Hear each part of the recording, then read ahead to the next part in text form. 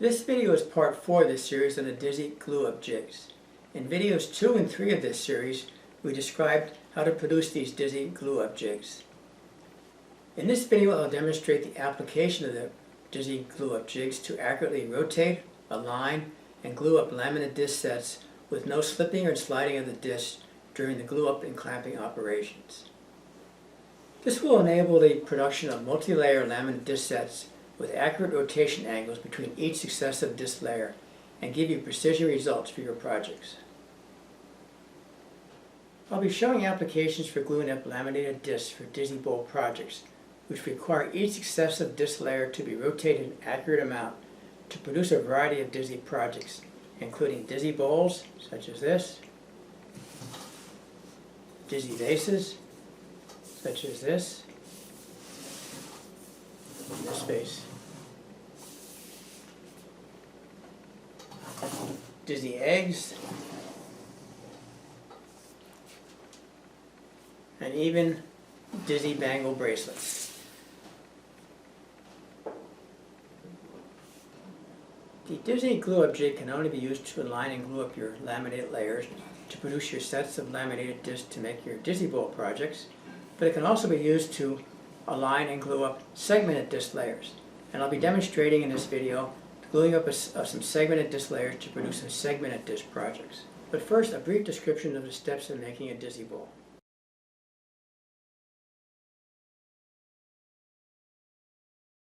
There are a number of steps involved in the production of a Dizzy project. First of all, wood strips are sliced at a variety of thicknesses between 10 thousandths and 200,000 inch thick from a variety of woods of contrasting colors, and these are normally cut on a bandsaw. These wood strips are then arranged into a pattern with contrasting colors between the successive layers. After these wood strips have been arranged, they're then glued together to produce a laminated board. Once this board is cured and dried, round discs are cut from the board, such as this. And usually, again, this is usually done on either a bandsaw or a scroll saw. Next, these round discs are taken to the bandsaw, and thin slices of a consistent thickness are sliced from the disc, usually between 25 thousandths and 100,000 inch thick. You end up with thin discs such as this. The Dizzy Glue Up Jig is then used to glue up these laminated discs. You place your first disc in the jig, lining your pins so it's tight against the sides of the round disc. Apply your glue to the surface, prepare glue to your second disc, add that on top, and rotate the disc by a small amount. After each successive layer is added, you want to have the exact same degree of rotation. And using the Dizzy Glue Up Jig, slipping and sliding of these discs during the gluing and clamping process is eliminated. After the sets of discs have dried and cured in the Dizzy Glue Up Jig, they're removed from the jig, and then center sections from these discs are cut out, usually on a scroll saw, and those center sections are used for some of the lower layers, like on this bowl here. And then these disc sets are realigned, glued up to produce a blank for your Dizzy project, and then this can be turned on a lathe to produce your Dizzy project.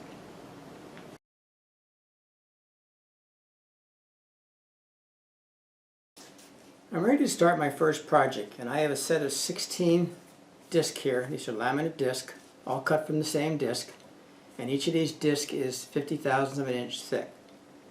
And when I cut these on the bandsaw, before I cut, I put a mark on my board. And when I reassemble these discs, I keep that mark on the same side. So important that, this side of the disc isn't reversed from this side of the disc, because you can have slight variations in the width of the band, or how it's glued, how tight the glue joint was. So there might be some slight variation from, even though the disc is symmetric, there may be some slight variation from this side of the disc to this side of the disc. So you always want to keep that correct orientation.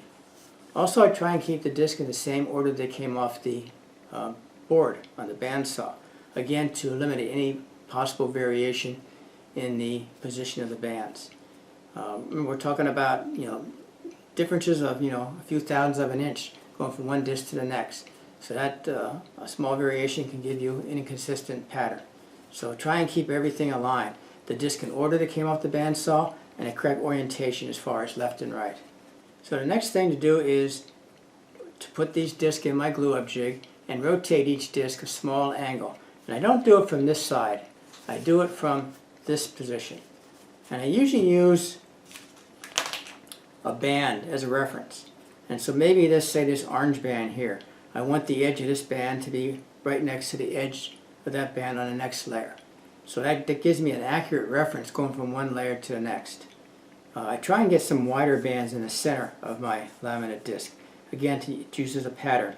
And this is nice having this black band with two small bands and then the yellow heart bands next to it. Because this gives me a good reference point for rotating.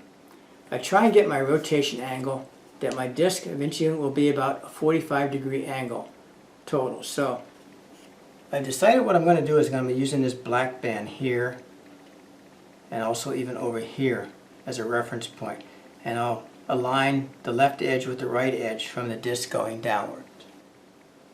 I have my black band here, and the left edge is touching the right edge, the one directly below it. And I'll repeat that pattern going forward.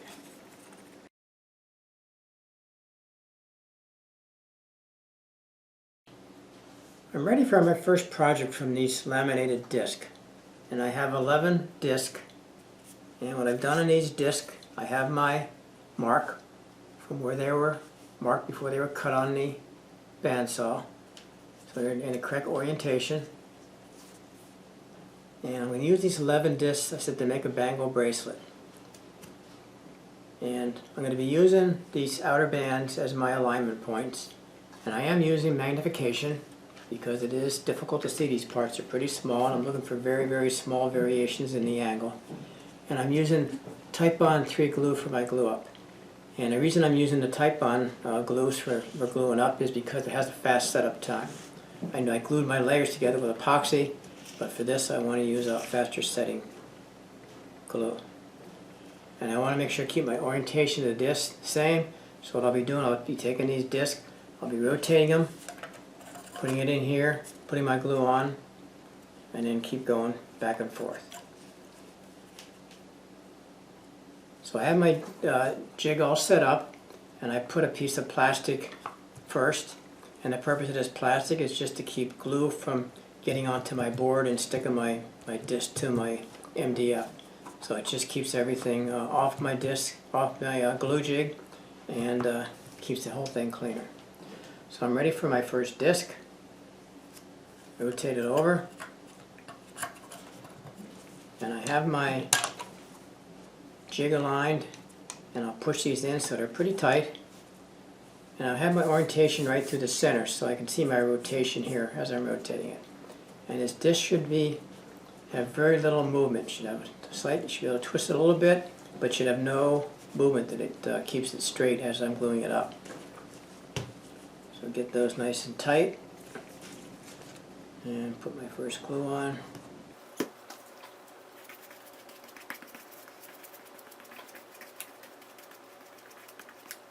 And then likewise put glue on my second layer. So I have 11 discs here total, and so I'll be gluing up a set of 6 and a set of 5 at a time. And I could glue these discs up one at a time, just clamp one at a time, but it would take a long time to do that. So I usually do sets of 5 or 6 at a time. So I take my disc, again I'm rotating it, putting it in place, and then I want to rotate it, and I always like rotating in the clockwise position, just by preference. So rotate it clockwise, and then use my alignment positions to accurately set the exact position of the disc. And it should be the same on both sides because it is nice and tight. And I can just use finger pressure to set it for a minute or two. And then I'm ready for the third layer. And then I continue to repeat the process until all 6 discs have been glued in place. Okay, I now have 6 discs on here. So the next thing I'll do, I'll put another piece of plastic on top and start putting some spring clamps. And as I do that, I do want to watch for any movement of the disc. Make sure nothing slips and slides. Again, wipe the glue off so I can see my edges. And that top disc did move a little bit. Sometimes happens when you first put the clamps on. And check it on the opposite side also.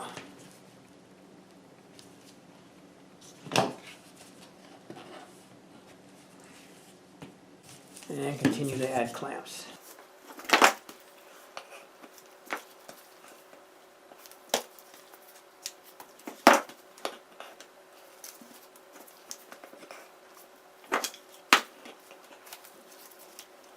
And then I'll let this set for about 5 minutes until the glue sets. Then I'll take the clamps off and I'll take it over to my press and press it flat to make sure it stays flat. Okay, it's been about 5 minutes. I'll take these clamps off.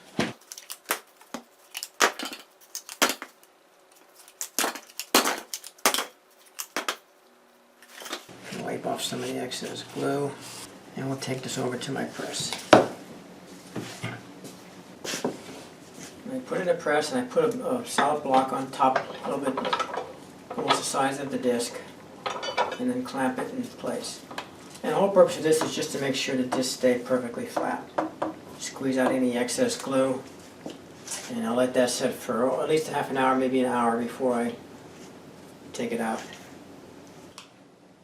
Okay, I'm going to go ahead and glue up the remaining 5 discs. I'm using a different jig, but instead of using the thumb screws, this is a set using set screws. I want to compare the two, see which I like the best.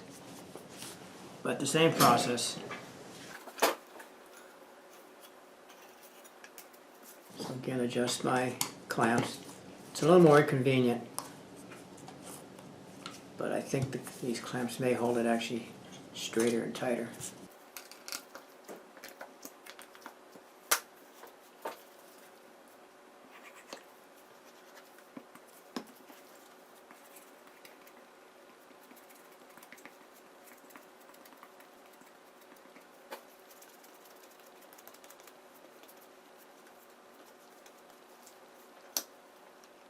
I continue adding and gluing each of the 5 layers as was done previously.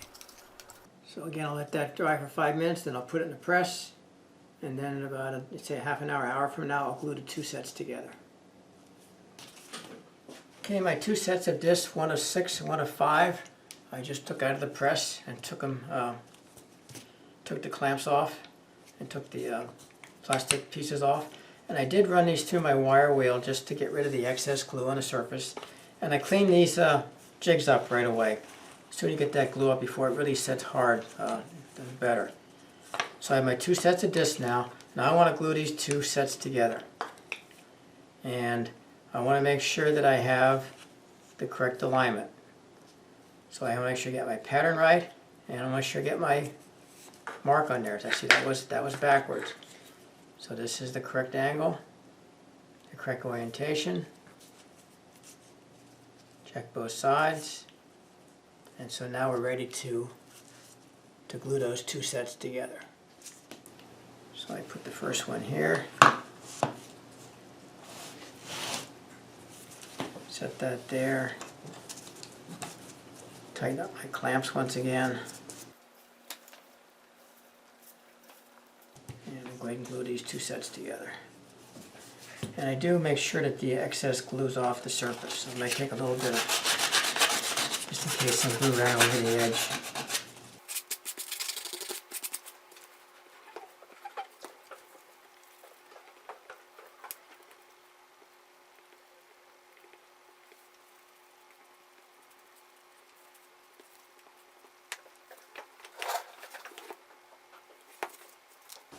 And use my same alignment points that I used before.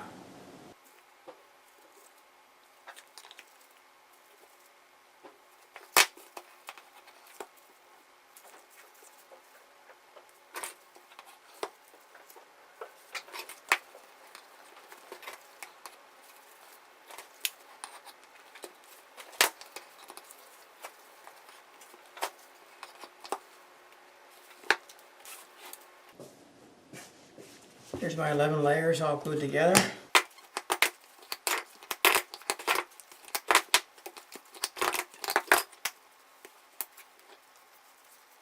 This is my 11 layers all laid out for my bangle bracelet.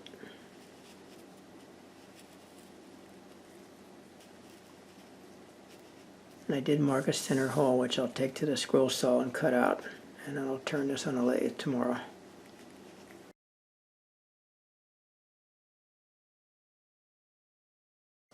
Okay, next I have some segmented discs. These are 3 rotating colors in a disc about 5 inches in diameter. And I kind of arranged it in the pattern I want, but again, I marked on my disc. You see where I marked it on the, before it was cut on the bandsaw. So I'll keep that in the same orientation. That's kind of the rotation I want to rotate these discs. I have a segment at each layer. So again, same thing. Now the one thing I should have done here, I should have made these discs round before I cut it on the bandsaw, because I do have, you know, some flat sides on this. So we'll see how it works.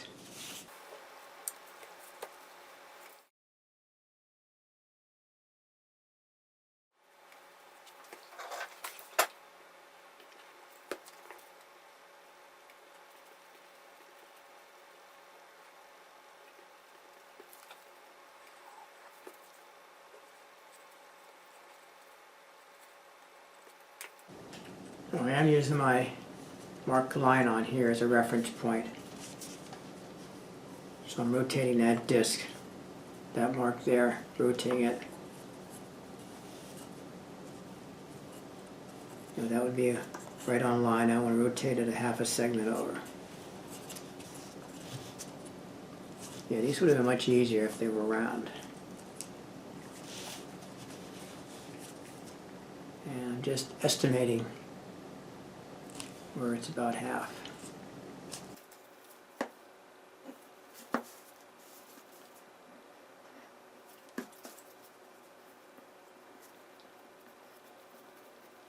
So because these discs aren't perfectly round, I'm getting a little bit of movement.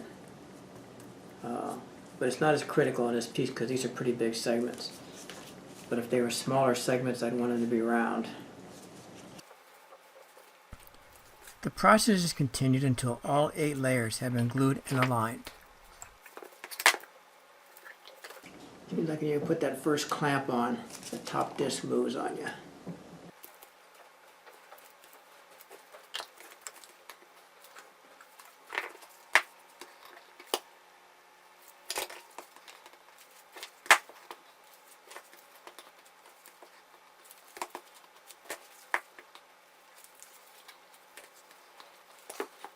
And again, let that set for about 5 minutes, and then I'll put that in the press also. Now that piece was, I said the disc should have been perfectly round, and it would have made it easier. I couldn't put the clamps real tight, so there was a little bit of movement. So I did have a little bit of slipping and sliding because of that. So I'll redo this again with another disc that is round, a segmented disc. This is my segmented ring after running it on a wire brush to clean up the excess glue. The black lines you see on there are the lines that were used on the board before it was cut on the bandsaw. So that's just stepping through the exact same location in each of those pieces.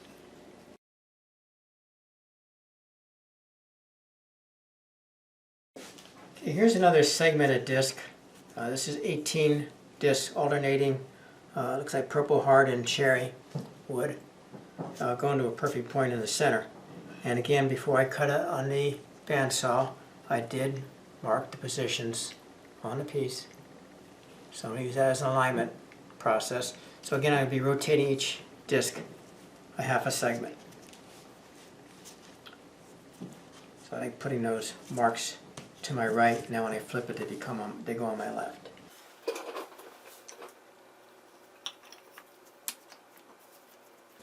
So I have a lot less movement since the discs are perfectly round.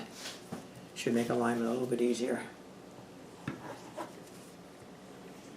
I think I've been using a little too much glue. A lot of it's been seeping out. Let me see if I can pare down a little bit.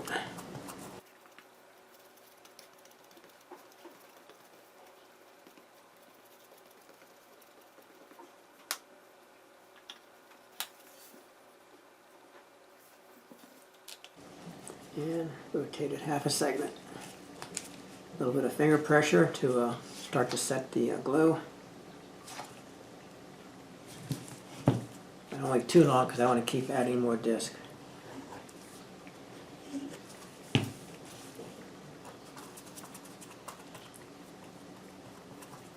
Have about 10 minutes before the glue starts really setting up. So I see how many discs I can get set up in 10 minutes. I could do all these at one time rather than have to do it in 2 sets. Once again, the process is continued until all 10 layers have been glued and aligned.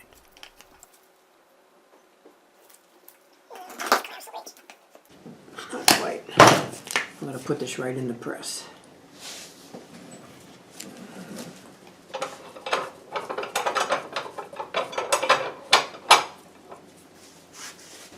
And I'm just double checking for movement.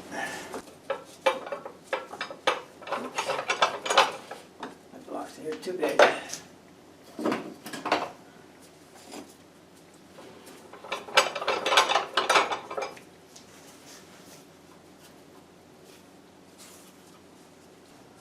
Okay, here's my second segmented disc coming out of the press, and I loosen up my 2 clamps here so I can get it out.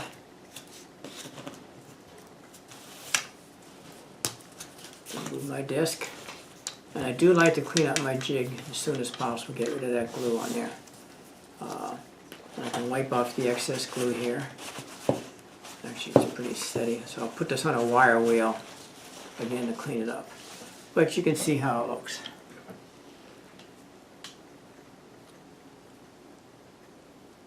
Pretty good.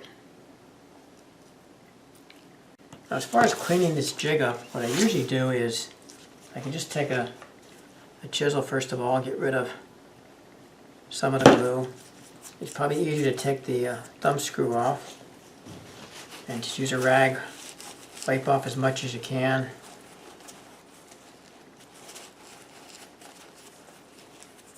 And you run that through a wire wheel or just some sandpaper, and that cleans it off.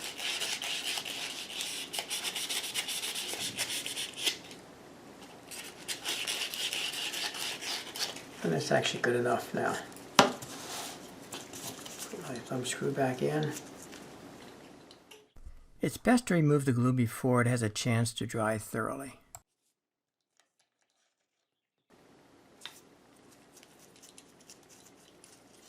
Do that for the other ones.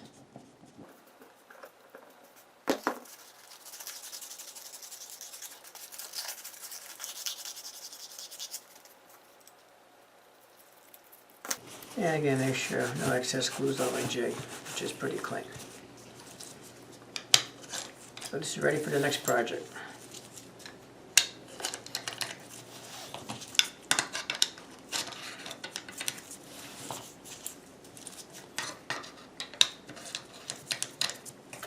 In the meantime, let me go run this in a wire wheel and I'll show you what it looks like. Here's my segmented disc, all glued up. And there's 18 segments in this disc, alternating purple heart and cherry. And the alignment is really good. You can see my marks, the black marks from where I had it marked on the bandsaw before it was cut. So I keep my pattern going across. And the alignment is really good on this.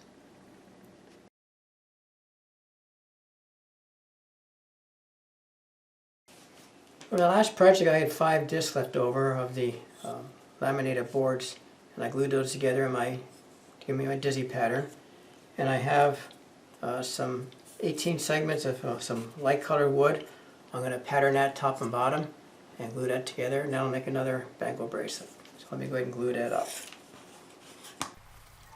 When I'm making most of my Dizzy bowls and Dizzy vases, I routinely add segmented disc on the top and bottom of the laminated disc just to give the project some additional detail and some contrast. Check out my other videos on the various Dizzy projects such as my Dizzy bowls, Dizzy vases, and Dizzy eggs.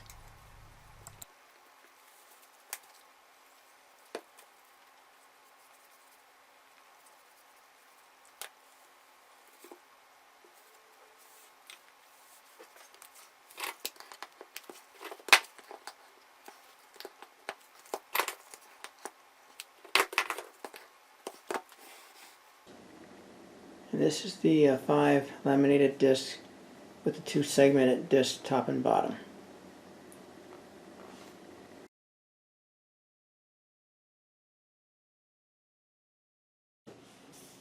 From those 11 laminated layers, I did make this Dizzy Bangle bracelet. And from the 5 laminated disc and then 2 segmented discs, one top and bottom of a lighter wood, I made the smaller bangle bracelet.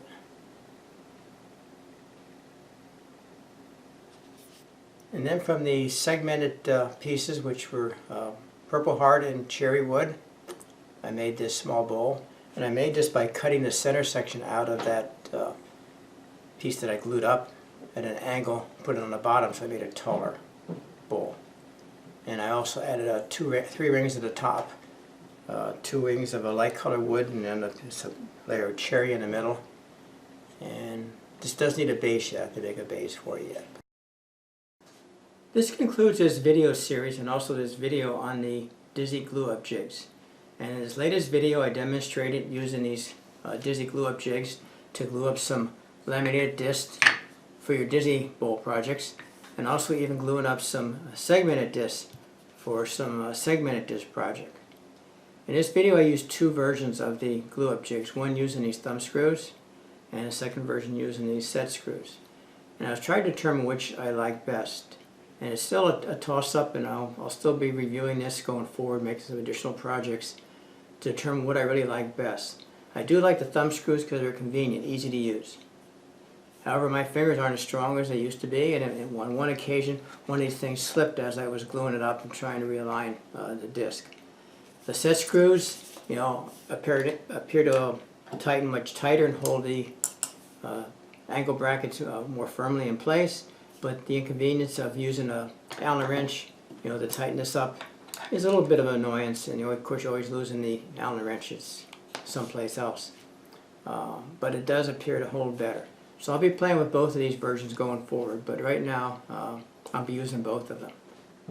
We'll be offering both of these versions on our website of the angle brackets, the version with thumb screws, and also the version with the set screws. And the set screws just use a standard 1/8 inch Allen wrench.